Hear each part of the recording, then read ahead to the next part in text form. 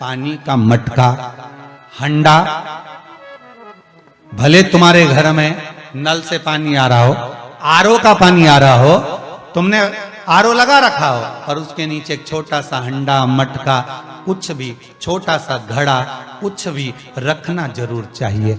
रसोई घर में भले इतना बड़ा हंडा रखो, मटका रखो, घड़ा रखो, कलश रखो, पर रखना जरूर चाहिए। क्यों? उसमें पितरों का स्थान होता है। तो घर में, रसोई घर में कभी परिवार में किचकिच नहीं होती, क्लेश नहीं होता। अगर हंडा भरा हुआ है, हंडा खाली होते होते जब सुबह के समय पर पानी थोड़ा रह जाता है, उस घर में जहां हंडा आधे से ज्यादा खाली हो जाता है, शास्त्र कहता है, भविष्य पुराण कहती है, जहां पानी का हंडा आधे से ज्यादा खाली हो गया, समझ लेना दूसरे दिन रसोई घर में क्लेश जरूर होगा, यह पक्का।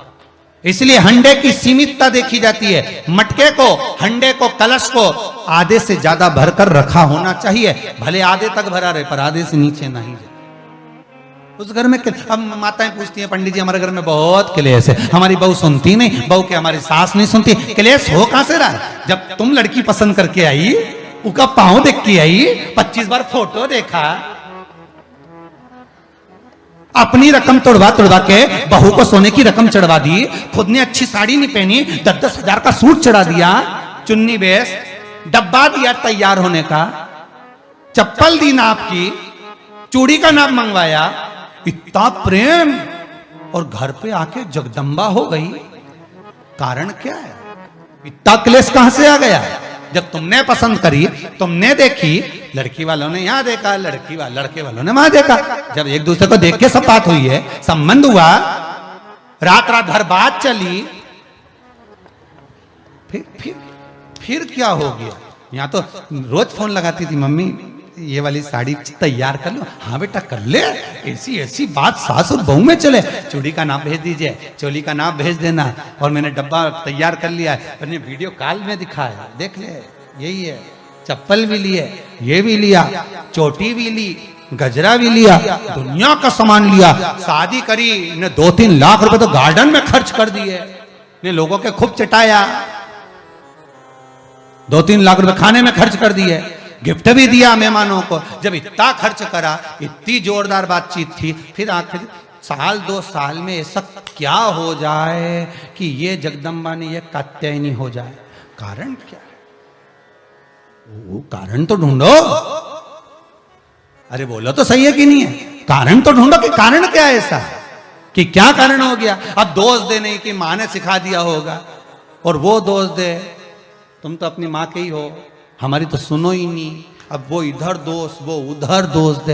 ये दोष देने से कुछ नहीं हो, अपने कर्मों का दोष देखो। ने जरूर झांक कर देखना कि सवेरे सवेरे कहीं हंडा खाली तो नहीं मिल रहा है, पूरा नीचे तक तो नहीं चले गया, आधे से नीचे तो नहीं हो गया। मतलब घर में दूसरे दिन क्लेश तो होना ही है, भले कटोरी के चक्कर में, पानी के चक्कर में, रसोई घर के चक्कर में, रोटी के चक्कर में, चाहे दिन भर में कभी भी होगा, पर 24 घंटे में क्लेश होगा, वो पक्का है।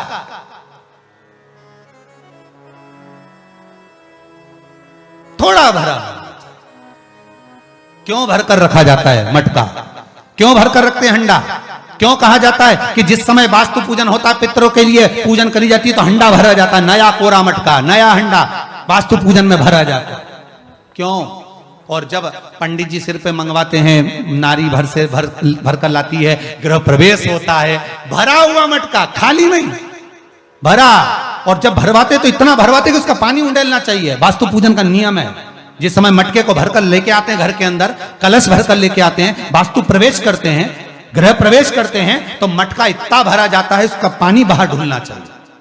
और जब लेकर आए तो झलकता हुआ पानी होना चाहिए। नारियल रखे, आम का पत्ता रखे तो पानी गिरता रहे। पर माताएं तो अपने फैशन में नहीं, डेंटिंग पेंटिंग कराए तो पानी गिर जाए तो वही नाराज हो जाए। बेचारा पंडित जी की हालत खराब कर कि तुमने इतना पानी क्यों भरा, कम नहीं भर सकता था हमारा पूरा। ये तो परंतु शास्त्र रीति क्या कर रही है, भविष्य पुराण क्या कर रही है, हमारी शास्त्र क्या कर रहे हैं कि पानी भरा हुआ जब चलता है, झलकता झलकता चले, घर में जब प्रवेश करे तो भगवान से यही प्रार्थना रहती है कि लक्ष्मी ऐसी झलकती रहे, इतनी कृपा कर दे। पर लोग, पंडित जी भी कह दिया अच्छे कपड़े पहनी बेचारी ने, पिन मिन लगाई हो, बढ़िया जोरदार पल्लू मल्लू लिए, तो अब डब्बा मब्बा भर के तैयार कर टेंटिंग पेंटिंग कर, बाद जब पानी गिरे तो कहीं तो बेचार पंडित जी भी कहे थोड़ा खाली करो पंडित जी खाली करो। अब खाली करा, इतना भर दिया, अब वो मैंने आम का पत्ता नारियल सब धर दिया, और ना वो झलके ना कुछ झलके, क्योंकि इसका अहंकार इतना झलके तो कलश की खाक झलके।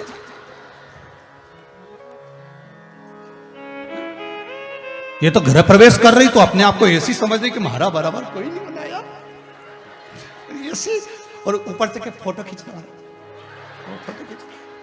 अभी इसका अहंकार इतना झलके तो कलश के खाक झलके। अब जो झलकना वो तो झलका ही नहीं, न झुमका झलका, और कहा मतलब का झलका है सो झलके सो।